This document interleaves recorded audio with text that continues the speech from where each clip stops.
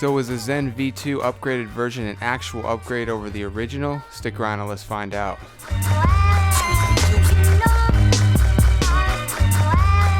Greetings, comrades. Stuart Charles here, HomeStudioBasics.com, helping you make sound decisions leading to a beautiful audio experience that will make you fall in love with music, not gear, all over again. So, iFi was kind enough to send me this demo unit, the iFi Zen V2 upgraded version, which is an amp DAC. Right off the bat, everything is the same inside the package except for a couple of things. The Zen V2 now includes a 16-core XMOS chip, which allows it to fully decode MQA and run DSD-256 because of the improved processing power. The second thing is that there's a new and improved low jitter clock with 20 decibels of extra performance. So aside from that, everything's about the same. The build of the Zen is about a little over a pound. Really durable and solid unit.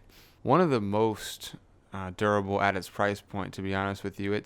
It actually feels like a premium product and costing hundreds of dollars. I've always liked that about the Zen. It doesn't feel like the K5 by comparison feels really lightweight and, dare I say, not cheap, but it's getting there.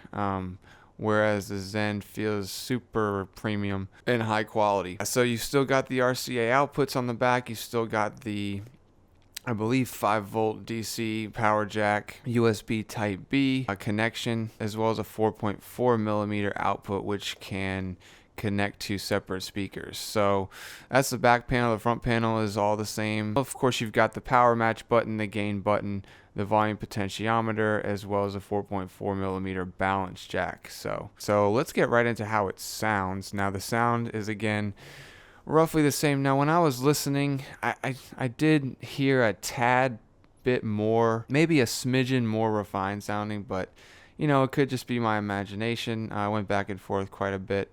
I'll leave links down below for the playlist as well as the article and stuff like that. You can check out what I've listened to. I'll also leave links down below for where to buy, because I really do recommend the Zen a lot. Yeah, at its price point, basically a steal. Now do keep in mind the V2 upgraded version is about $160, and we'll get into kind of why that is in a bit. But sound-wise, it's always been a cross between neutral and warm, so not really one or the other, which is, I really do enjoy the sound a lot. It's very similar to a K5 Pro. It's not overly sterile and it's not overly warm. I think the output impedance here is around 1. Whereas if the K5 Pro is 1.2, not a huge difference. You will notice the K5 Pro is slightly warmer, but the Zen is very crisp and clean sounding. It's just a tad bit on the warm side, which is actually a good thing. I don't mind it. To be honest, I kind of prefer the sound of the Zen out of most other amps and DACs. I like the clean, sterile sound, like really super low output impedance, but there's just something about the Zen that I've always come back to. I don't use it quite as much as I use a K5 Pro. Actually, probably use them around the same, because I've been demoing them since about 2019. So yeah, the sound of the Zen and the Zen V2 is roughly the same. You're going to really like it. Now, power-wise, this has always been a point of contention, and most of my regular readers and subscribers know that I harp on this quite a bit, and it kind of irritates me a little bit, because you'll find in forums and other websites, so I'm not going to name names or anything like that, but there's a lot of, how do you put it, lack of power, doesn't drive headphones that well, underpowered, etc., which I just think is a load of horse shit. To be quite honest, like if your hearing is damaged, I'm not trying to like throw shade on anyone, but if you plug your headphones into this amp and you feel like there's not enough power, like there's something wrong, like with you. Like it's not me, it's you.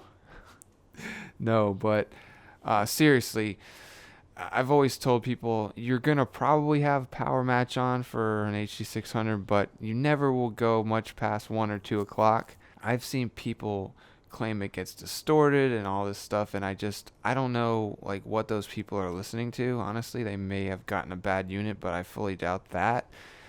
because the Zen sounds super clean. So I really don't know what that's all about. I honestly think a lot of it is just people wanting to create controversy where there is none. So I would just take what you read on the internet and with a gigantic grain of salt. To be quite honest, like most headphones that you plug into the Zen are going to sound just fine. Now, I would definitely not like plug a 600 ohm AKG K240 and feel that comfortable with it. But that's sort of an extreme example. Most headphones range from like 150 to 300 ohms, and then a lot of the super low impedance ones are going to be completely fine. Even lower sensitivity AKGs do pretty well with the Zen. I'm not finding that I'm really pumping up the volume that much at all. So actually, you're always going to be around 11 to 2. So just keep that in mind before purchase. So even Lawrence, the iFi rep, told me that basically, I quote, "It's mostly just some component upgrades and upgrading it to an MQA decoder rather than just a renderer." So that was basically the biggest difference. But what's really cool is that iFi just released a firmware update, and thank you to, I'll credit him in some B-roll, but somebody had mentioned in a comment on my website or on the article that iFi just came out with a firmware update that allows you to use the Zen V2 upgraded with your PlayStation. So I'm using it with my PS4 and have been for a few weeks now. And I just love that. I think it just adds so much more value to the amp. Now, for $30 more, is that worth $30 more? Like, I would probably personally just pay that because I find that for me that adds a tremendous amount of value. At 130, it's an absolute steal. At 160, with the firmware update, yeah, like why not? You know what I mean? It's still pretty much dirt cheap. So I'll leave links down below for all this stuff, and definitely check out the article. Let me know what you think. And with that, I don't even know what to say. I don't really have an outro anymore. Let me know, do you guys like the outro, or do you think it's just too much? My old outro with the raps and stuff. Let me know, but I don't really know what to say.